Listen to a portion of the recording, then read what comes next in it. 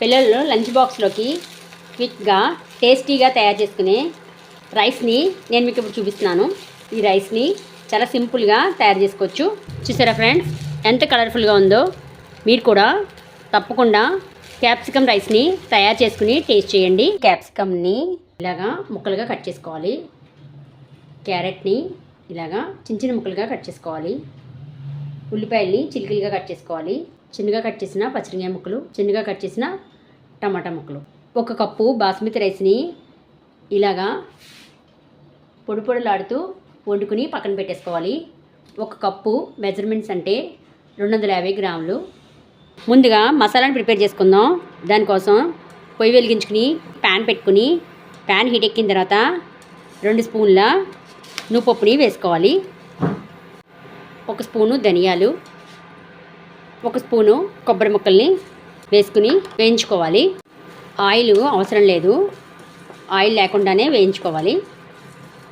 నువ్వుపప్పు చిటపట్లాడుతుంది కదా, ఇప్పుడు stove off చేసుకుని వీటిని పూర్తిగా చల్లారబెట్టుకోవాలి. చల్లారబెట్టుకున్న నువ్వులు, కొబ్బరికాయ ముక్కలు, ధనియాల్ని మిక్సీ జార్లో వేసుకుని మెత్తటి పౌడర్లా చేసుకోవాలి.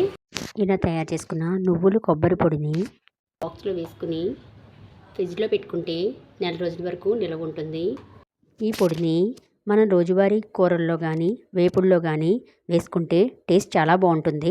తర్వాత స్టవ్ వెలిగించుకుని ఒక గిన్నె పెట్టుకుని గిన్నెలో ఆయిల్ వేసుకుని 1 స్పూను జీలకర్ర, 1 ఎండుమిర్చి చిన్నగా కట్ చేసి వేసుకోవాలి. ఇవి వేగిన తర్వాత 4 లవంగాలు, 1 యాలక వేసుకుని వేయించుకోవాలి. తర్వాత చిలుకలుగా కట్ చేసిన ఉల్లిపాయ ముక్కల్ని వేసుకోవాలి. చిన్నగా కట్ చేసిన పచ్చిమిరపకాయ ముక్కలు కూడా వేసుకుని పచ్చివాసన పోయే వరకు వేయించుకోవాలి. ఉల్లిపాయలు మగ్గినాయి కదా, ఇప్పుడు టమాటా ముక్కల్ని వేసుకోవాలి. క్యారెట్ ముక్కల్ని వేసుకుని ఇలాగా పచ్చివాసన పోయే వరకు వేయించుకోవాలి. టమాటా ముక్కలు మగ్గినాయి కదా, ఇప్పుడు 1 స్పూను అల్లం వెల్లుల్లి పేస్టు వేసుకోవాలి.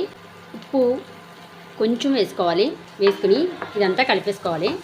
ఇవి మగ్గినాయి కదా, ఇప్పుడు కట్ చేసుకున్న క్యాప్సికమ్ ముక్కల్ని వేసుకుని అంతా కలుపుకోవాలి. తర్వాత కరివేపాకు కూడా తప్పకుండా వేసుకోండి. మూత పెట్టేసుకుని 2 నిమిషాలు దీన్ని మగ్గబెట్టుకోవాలి. 2 నిమిషాల తర్వాత క్యాప్సికమ్ మగ్గినాయి కదా, మనం ఉడికించుకున్న బాస్మతి రైస్ ఉంది కదా, ఆ బాస్మతి రైస్ని ఇందులో వేసేసుకోవాలి. రుచికి తగినంత ఉప్పు వేసుకోవాలి. మనం ఉల్లిపాయ ముక్కల్లో ఉప్పు వేసుకున్నాం కదా, కొంచెం తగ్గించి వేసుకోవాలి. 1/2 స్పూను గరం మసాలా వేసుకుని అంతా కలిపేసుకోవాలి. తర్వాత తయారు చేసుకున్న కొబ్బరి నువ్వుల పొడిని 1 స్పూన్ వేసుకుని ఇదంతా కలిపేసుకోవాలి. చూసారా ఫ్రెండ్స్, ఎంత కలర్ఫుల్గా ఉందో. లంచ్ బాక్స్కి ఈ రెసిపీ చాలా బాగుంటుంది.